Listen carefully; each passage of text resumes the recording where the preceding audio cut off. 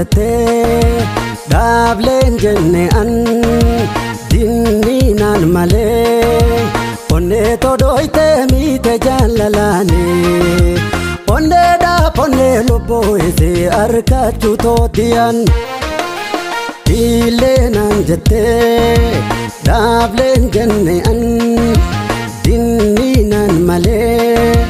Onne to doite mi te jalalane Onne da ponne lupu isi arkachu to diane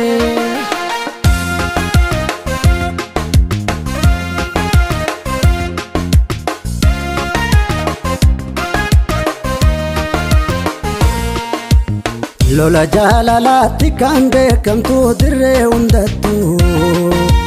Nini mummichi amma yankabdu tan naman beeku Kasoddo marchaasu irra bante sigala keftu Ilkeele caama hundaan boojite harka galfattu Ane bonkaratan naman dirtu milluu ijaatirraa kane dhufaaftu Ane bonkaratan naman dirtu milluu ijaatirraa kane dhufaaftu Dagutti doite nagala fatte Duru onne keessa na iddite Dagutti doite nagala fatte Ayaan qabadhu na illachifte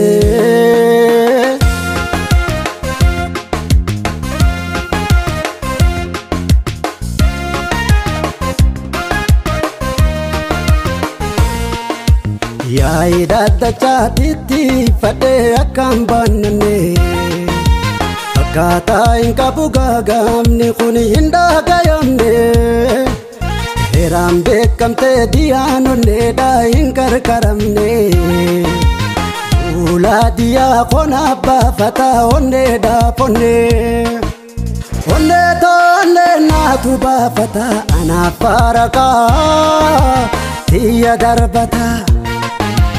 Onne toonne naatu baafata anaaf faarakaa tiyya darbata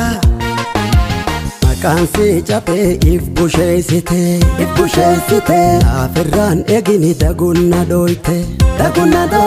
Naafirraan eegini dagunna dhoyte Raadachuun hin taatu na illachifte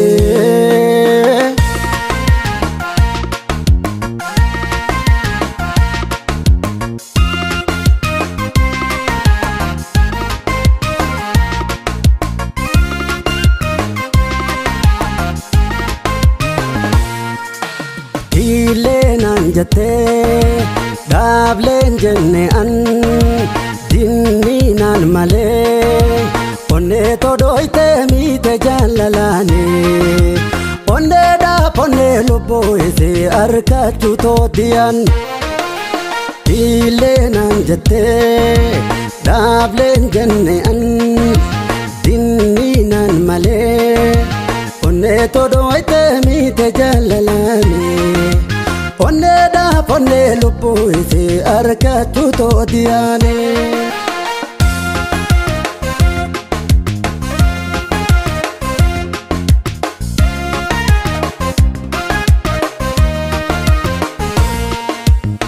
Amparaka ko duraan dinnina jaalala wallana